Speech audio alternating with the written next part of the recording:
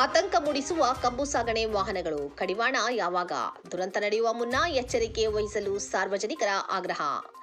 ಕಬ್ಬನ್ನು ಸಂಪೂರ್ಣ ಲೋಡ್ ಮಾಡಿದ ಲಾರಿ, ಟ್ರ್ಯಾಕ್ಟರ್ಗಳು ನಗರದ ರಸ್ತೆಗಳಲ್ಲಿ ಸಾಗುತ್ತಿದ್ದರೆ ಅಕ್ಕಪಕ್ಕದಲ್ಲಿ ಸಂಚರಿಸುವ ಇತರ ವಾಹನ ಸವಾರರು, ಪಾದಚಾರಿಗಳ ಎದೆ ಢವಢವ ಎಂದು ಬಡಿದುಕೊಳ್ಳುತ್ತದೆ.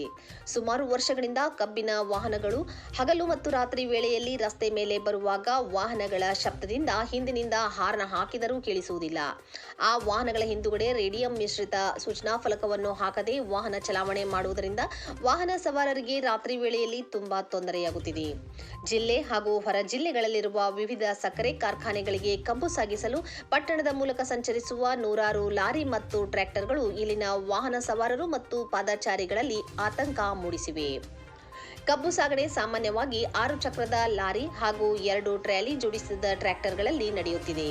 6 ಚಕ್ರದ ಲಾರಿಯಲ್ಲಿ ನಿಯಮದ ಪ್ರಕಾರ ಗರಿಷ್ಠ 12 ಟನ್ ಲೋಡ್ ಸಾಗಣೆ ಮಾಡಬಹುದು. ಆದರೆ ಈ ಲಾರಿಗಳಲ್ಲಿ ಅಂದಾಜು 16 ರಿಂದ 20 ಟನ್ ಭಾರದ ಕಬ್ಬನ್ನು ಸಾಗಿಸಲಾಗುತ್ತಿದೆ. ಇನ್ನು 4 ಟನ್ ಸಾಮರ್ಥ್ಯದ ಟ್ರ್ಯಾಕ್ಟರ್ಗಳಲ್ಲಿ 10 ರಿಂದ 12 ಟನ್ ಕಬ್ಬನ್ನು ಸಾಗಿಸಲಾಗುತ್ತಿದೆ. ಅಪಾಯ ಬೇರೆ ವಾಹನ ಸವಾರರಿಗಷ್ಟೇ ಅಲ್ಲ, ಇಂತಹ ವಾಹನ ಚಾಲನೆ ಮಾಡುವವರ ಜೀವವೂ ಅಪಾಯದಲ್ಲಿರುತ್ತದೆ.